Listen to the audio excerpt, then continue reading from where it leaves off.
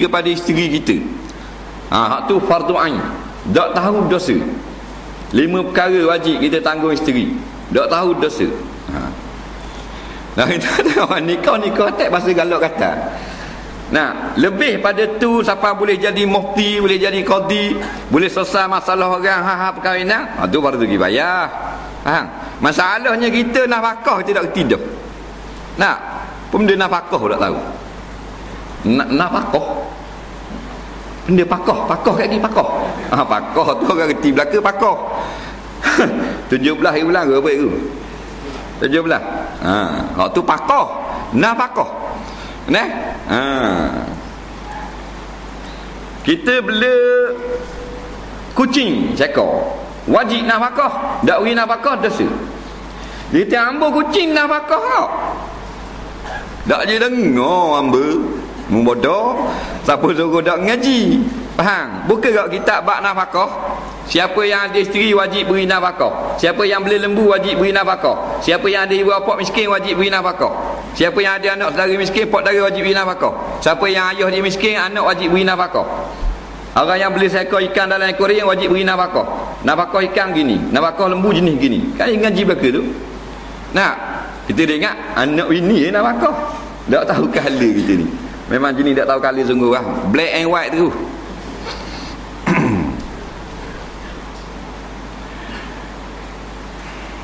Bila kita berkahwin lapah-lapah yang menyebabkan jatuh talak, wajib kita tahu. Gini jatuh talak Nah. Tapi bukanlah siapa kepada hak kita boleh tahu segala lapah-lapah yang pelik-pelik. Yang berhajat kepada ulama nak hurai, hak tu fardu kifayah. Nah. Tapi fardu ain kena tahu sekurang-kurangnya kalau 3 kali rajak, 3 kali talak dah boleh rajak. Tu fardu ain. Ada orang tak tahu? Dia talak 6 kali je. Baik semula. Ada 12 kali. Dah umat jahiliah. Nak ngok learning. Pasangan jahiliah. Laki jahil, bini jahil. Nikah muda-muda. Bini pusat jelek, laki kata razak tekok. Nah, mana ada hukum syarak? 6 kali cerai boleh ada. Jimak dalam haid. Kering darah tak payah mandi, halal. Dia tak ada kabar halal itu. Kawan abang kok set mutu kok kata boleh. Dah ada orang nanang tu kata. Belajarlah. Bukan kata boleh untung orang lain, untung diri kita kan. Nak. Tak belajar pakai barang-barang. Ada seorang tok imam. Dia kata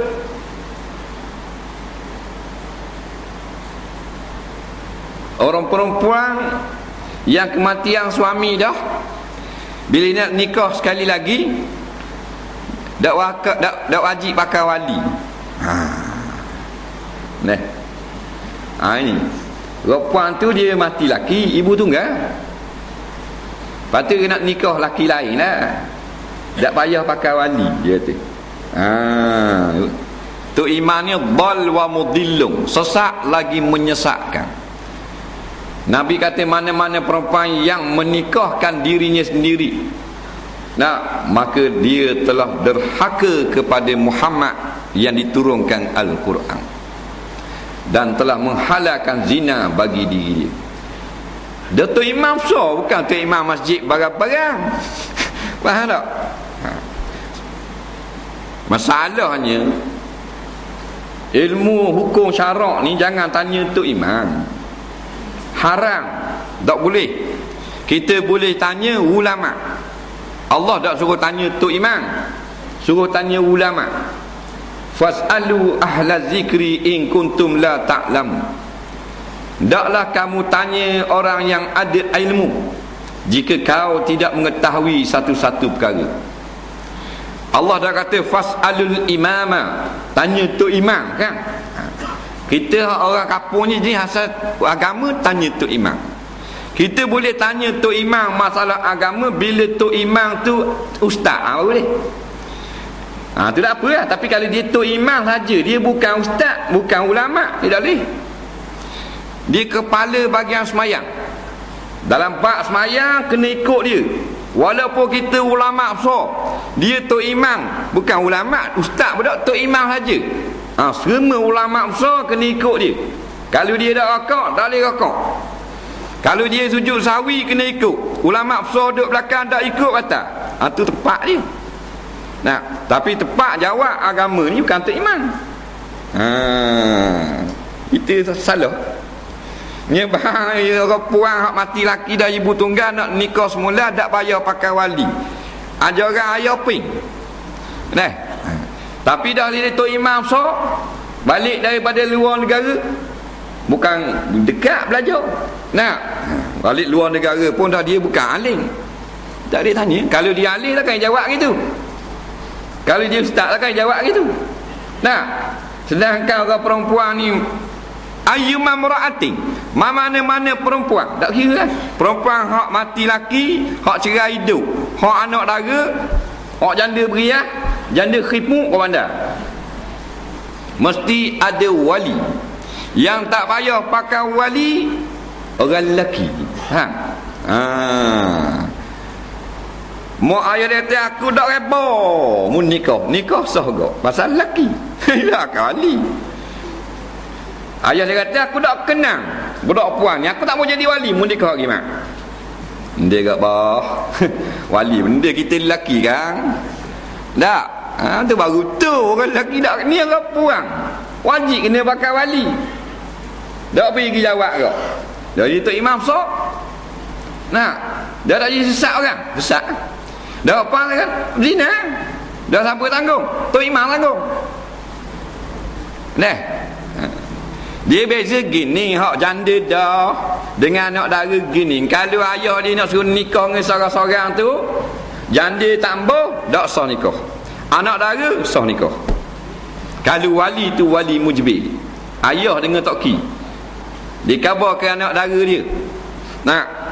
Semek morning aku nak win nikah dengan dalah tu. Nampak senang dah sikit dalah tu ni nak kerek naiknya. Tak. Mu pun 6 kali dah SPM. Tak pas apa sekali habuk. Ayah pun mampu 2 ekor kubah dah bayar periksa mu. Sabar dah dengan mu tu. Sama-sama benar. Ayah dia kata. Anak dia kata tambah ayah tambah, kita tambah naiknya. Kita nak kerja jabat. Ayah dia akad nikah juga dengan dalah naiknya sah nikah.